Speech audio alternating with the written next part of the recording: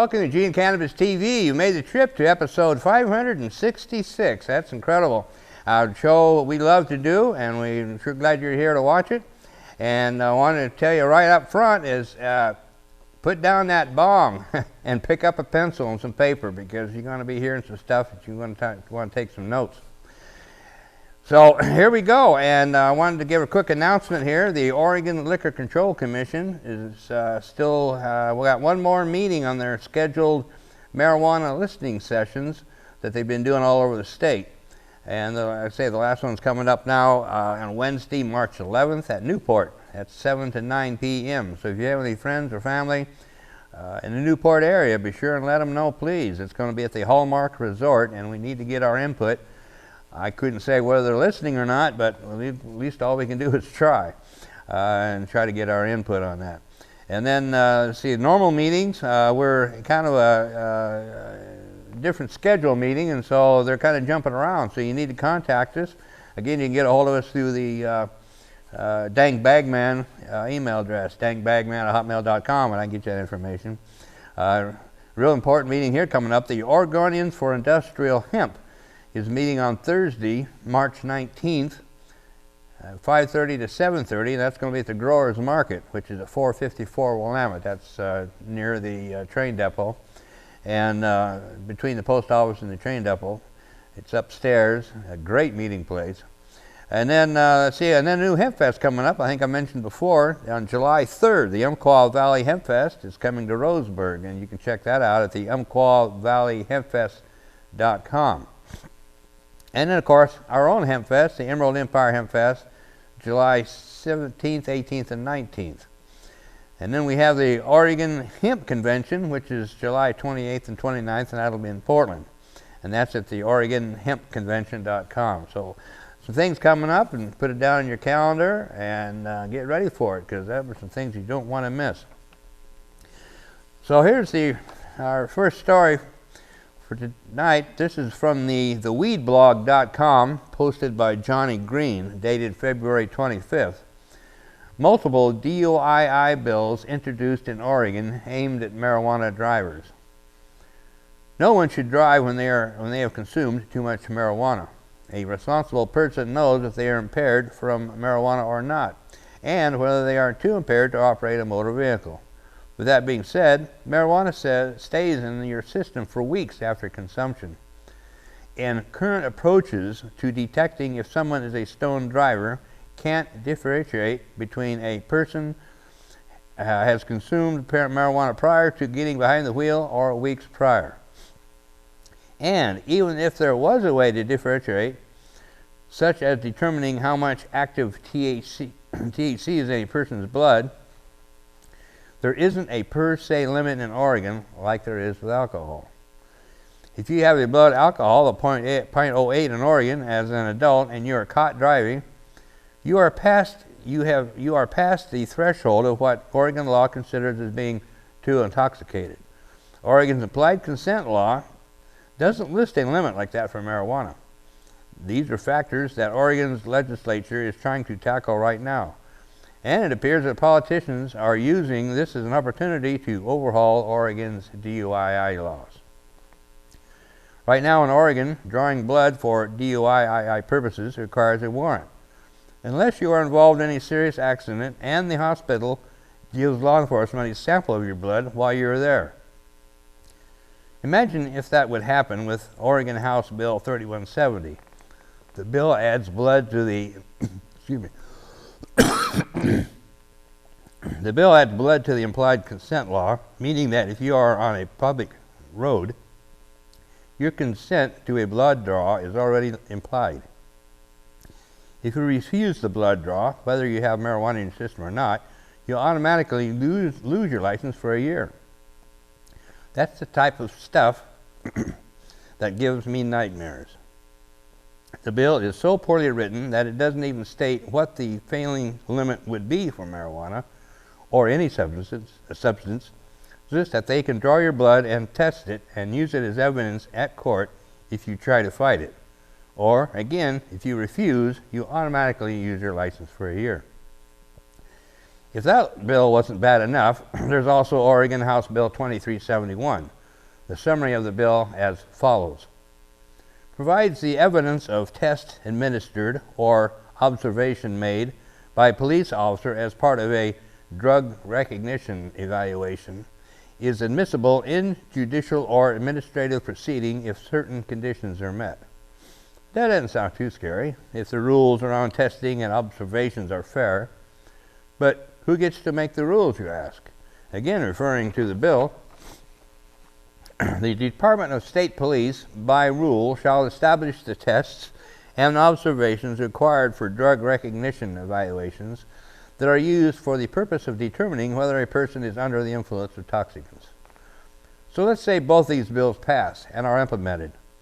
The cops can ask you to get out of the car, give you whatever test the Oregon State Police determine is a good way to accuse you of being under the influence of marijuana, can then draw your blood without a warrant and use it against you in court. And if you object and refuse to any of that, you automatically lose your license. Add to this situation Oregon Senate Bill 13. DUII checkpoints have been illegal in Oregon since the 1980s. But if Oregon's Bill 13 is approved, DUII checkpoints would be legal again. Senate Bill 13 would require a change to Oregon's Constitution. So it would first have to be referred to the voters.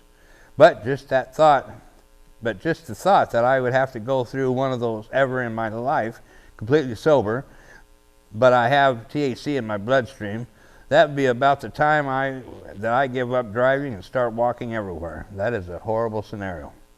If you live in Oregon, contact your senator and representative and let them know that this is unacceptable.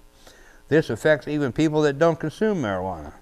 People that have done nothing wrong shouldn't be subjected to blood draws because an officer has an unapproved hunch that you may have marijuana in your system at a DUII checkpoint. There are a lot of lobbyists working on marijuana policy this session at the Oregon Capitol. 17 I heard last. I hear about a lot of them working on the business side of marijuana policy, but I haven't heard too many people talking about these pieces of legislation. We need all hands on deck. Contact your legislatures and tell everyone else you know to do the same. So definitely, Johnny Green, that's I agree with that 100%. And this next one, this next story fits right in with that one. This is from the website hightimes.com, dated February 23rd, written by Paul Armatallo, entitled Study. Secondhand smoke may cause positive drug test. Exposure to secondhand marijuana smoke may trigger a positive drug test result under certain conditions. That's a conclusion of a just published study in the January-February issue of the Journal of Analytical Toxicology. Investigators affiliated with Johns Hopkins University in Baltimore and the Substance Abuse Mental Health Services Administration in Rockville, Maryland, assessed the likelihood of secondhand smoke exposure triggering a positive urine test under varying economical conditions. 6 non-users were seated with experienced cannabis smokers in an alternating manner in each of the 3 study conditions. Non-smoking participants were exposed to secondhand cannabis smoke for a period of 1 hour. In session 1, marijuana smokers consumed cannabis for roughly 5% THC in a non-ventilated room. In session 2, smokers consumed cannabis consisting of roughly 11% THC under similar circumstances. Smokers in session 3 also consumed higher potency cannabis, but did so in a ventilated environment. Short-term exposure to secondhand smoke of higher potency cannabis in a non-ventilated setting has significantly more likely to produce elevated carboxy THC levels in non-users compared to exposure to the other conditions. Carboxy THC is a primary inert metabolite of THC. In one subject, exposure to this setting produced carboxy THC levels above 50 nanograms per milliliter, the standard cutoff for a presumptive urine screen. Several other Session 2 participants tested positive at levels below 50 nanograms per milliliter, but above 20 nanograms per milliliter, the standard cutoff for a confirmatory drug screen. Session 2 participants continued to test positive for the presence of carboxy-THC at levels of 10 nanograms per milligram some 30 hours post-exposure.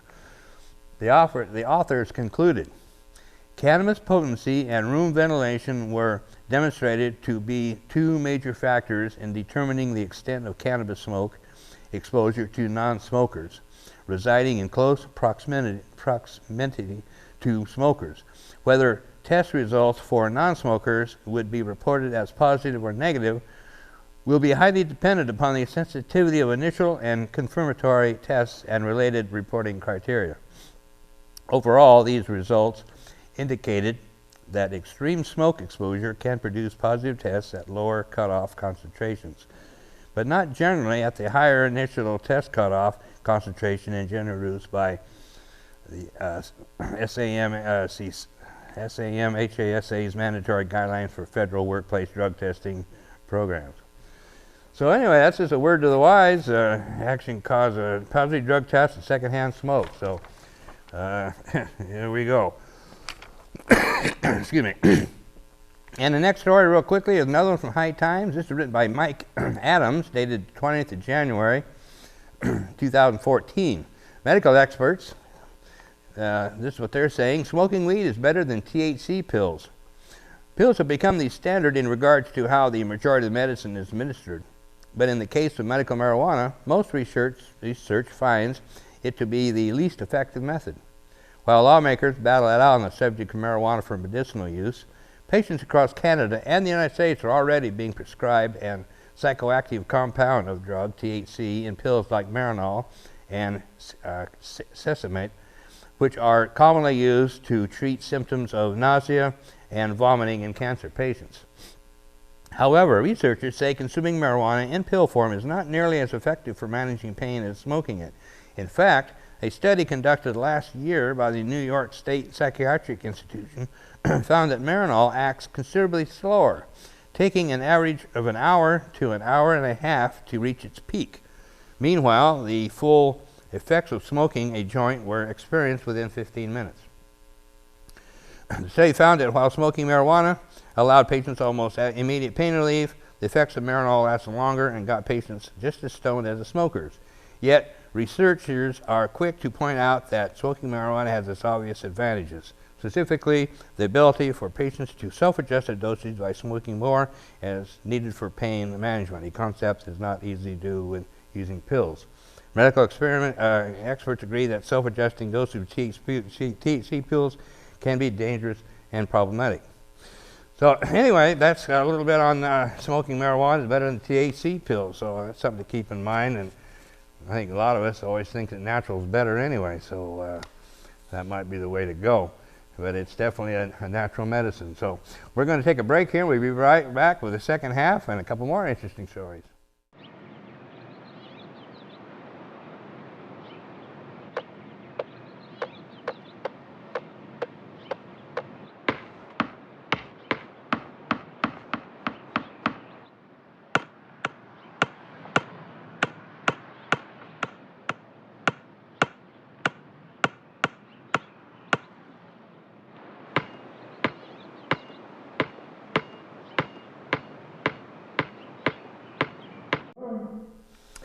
Welcome back to the second half of Eugene Cannabis TV. I wanted to mention that LV Musica, our friend, is going to be here next week. She's one of 4 federal medical marijuana patients, and we're lucky enough to have her living in Eugene, and she's back in town. So she'll be here next week, so let's look forward to that. And this is an interesting story I came across.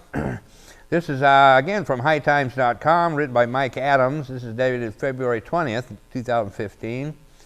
Bill Clinton apologizes for a mess of the U.S. drug war. This is kind of tickles me because we hear about these leaders that apologize for stuff like McNamara, which is a real prime example, saying that he knew we couldn't win, but he still sent all his GIs to their deaths. So anyway, Bill Clinton now in hindsight's 2020, so The article reads, when any leader of the free world steps up to a stage to deliver a speech intended to inspire and enlighten, the last thing a crowd of bright-eyed spectators expect to hear is an admission of guilt. However, this is, reportedly, what a room full of students and world leaders received last week in Mexico City when former President Bill Clinton apologized for his role in the war on drugs. During a recent speaking engagement at the Laureate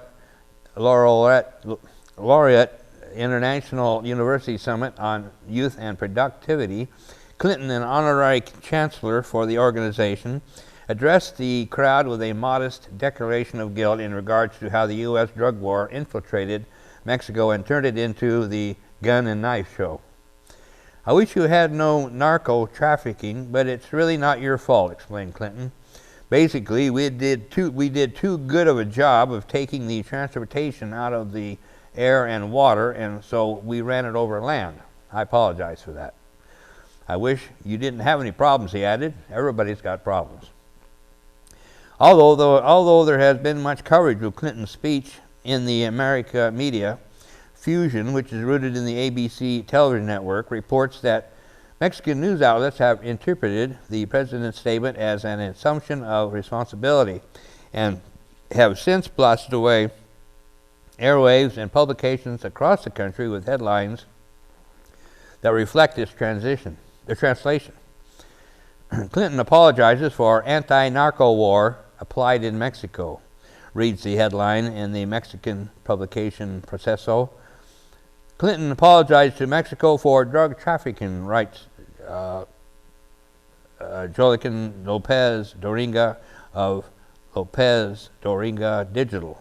The Clinton Foundation, a global initiative founded by the 42nd president, which promotes health and economic growth, has confirmed Clinton's statement, adding to Fusion. This, of course, has generated a great deal of respect from neighbors of the drug reform community. Even though, side note here, even though it's a little late. Drug Policy Alliance founder Ethan Nadelman says he feels encouraged by Clinton's recent apology and hopes the attitude trickles into the White House if Hillary Clinton takes office in 2017. Of course, one wishes he'd done the right thing when he was president and had the power to do so. But it's always better for an ex-president to apologize for his sins than to pretend he never sinned at all, said Nadelman.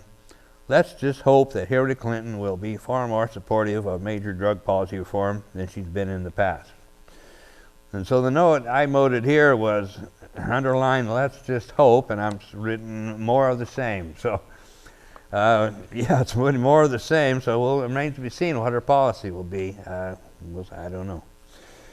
And so we have another story that's, this is from the Oregonian, the Oregon Live, which is the Oregonian on the website.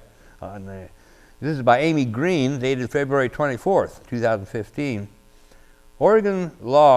Should Oregon law protect marijuana growers like farmers and allow harvesting after conviction?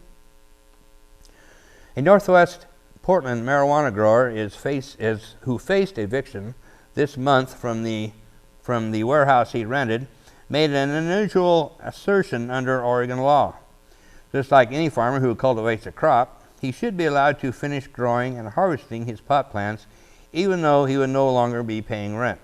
The landlord, however, took issue with that idea, arguing that the state law was meant to protect genuine farmers who fill the earth and harvest their crop from the ground, not marijuana growers who cultivate their plants in pots that easily can be moved to a new place once a lease is up. A lawsuit filed by landlord Philip G. Burnett says that pot grower Stephen Travis Maurer finally has left the property, but now wants Burnett to pay him damages for the forced premature evacuation of the marijuana crop from the warehouse at 3605 and 3611 Northeast 50th Avenue. The suit states that Maurer claimed his operation was legal under Oregon's medical marijuana program. Tenant assured that, under the doctrine of embellments, ORS 91-230, he enjoyed a post-tendency right to maintain and cultivate his alleged current crop of marijuana plants and in fashion to continue using the landlord's facility to grow his marijuana, Burnett's February 19th suit states. The law says when the leasing or occupation is for the purpose of farming or agriculture, the tenant or person in possession shall, under the termination of the lease or occupancy, have free access to the premises to cultivate and harvest or gather any crop or produce of the soil planted or sown by the tenant or person in possession before the service of notice to quit. Attorneys for Burnett and Maurer couldn't be reached for comment Tuesday. The suit offers no details about the number of plants in Maurer's operation. The warehouse is on a cul-de-sac just south of the Rose City Cemetery. It shares the street with a few single-family homes, a 3-story condo complex, and is just around the corner from Jim and Patty's Coffee on Northeast Fremont Street. Neighbors say the marijuana grow was there for a few years, and they could smell the odor of pot immediately next to the property on harvest days. Neighbors also said they noticed odd behavior, such as tarps stretched across the chain link and barbed wire gate at certain times so neighbors couldn't see into the property.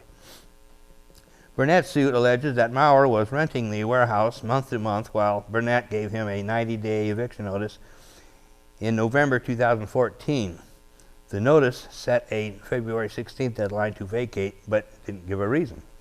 Burnett's suit claims that after Maurer received the eviction notice, he stopped paying rent for January and February.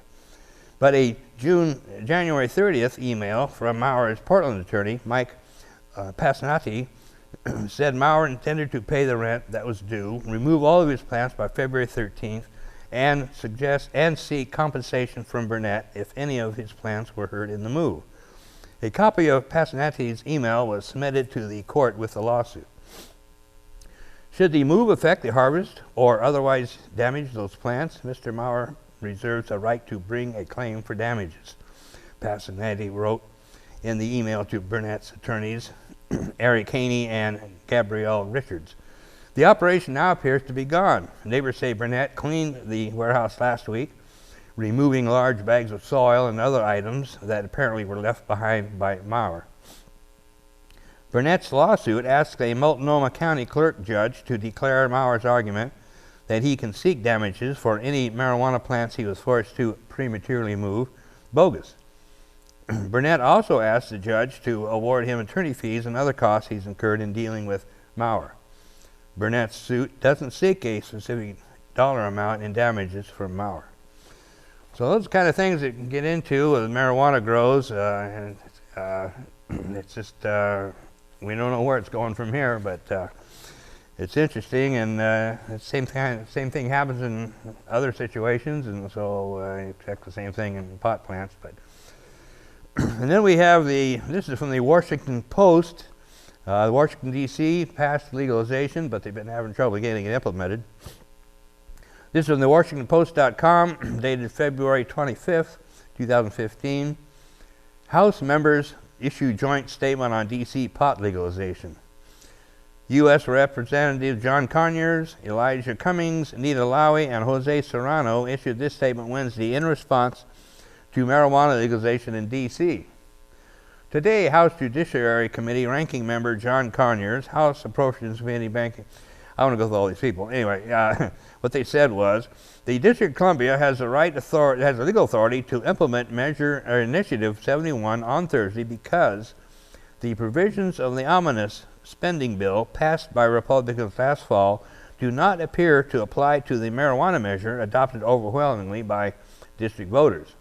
Rather than threatening elected district officials with prison time for implementing the will of the voters, Republicans should focus on more pressing matters, such as the dysfunctional division between their own party that is now threatening to shut down the government of Homeland Security in a matter of days. No federal law prevents the implementation of Initiative 71, which complies with the Consolidated and Further Continuing Appropriations Act 2015, the Anti-Deficiency Act, and the District of Columbia Home Rule Act. District voters approved Initiative 71 in November, and the omnibus which was signed in December, does not repeal or block the implementation of Initiative 71. Instead, it prohibits future action by the district to legalize marijuana. There is legalization language contemporaneous with passage of the omnibus, suggesting that Measure 71 will take effect. Appropriations full committee ranking member Nita Lowry stated during debate of the omnibus, the language of the bill does not block either decriminalization of marijuana or the referendum on legalization. Congressman Joseph E. Sereno, the ranking member of the Appropriations Financial Services Subcommittee, which has jurisdiction over funding in the district, said during debate, the language of the rider only prevents the district from enacting laws, rules, or regulations regarding marijuana legalization, but it does not prevent already enacted efforts like the recent ballot initiative. As such, the district may spend its local funds on implementing Initiative 71, including the transmittal to Congress in compliance with the Omnibus and the Anti-Deficiency Act. Under the Home Rule Act, the enactment and effectiveness of D.C. bills, including initiatives, are two separate processes. D.C. legalization is enacted upon passage by the city. The legislation only takes effect after the expiration of a congressional review period unless a resolution of disapproval is enacted into law. If Congress has not acted a disapproval resolution by today, Initiative 71 will take effect tomorrow. So, as we understand it, it's taken effect, and so we'll see how that goes. So, once again, justice has prevailed, as you might say, and Measure 71, I think they had something like 70% positive votes for legalization. I mean, it was just clearly a landslide. So that's always good news, and we have more states that are heading that way. As I like to say, the cat's out of the bag, and it's not going back in. So, hey, come on by next week. We'll see you.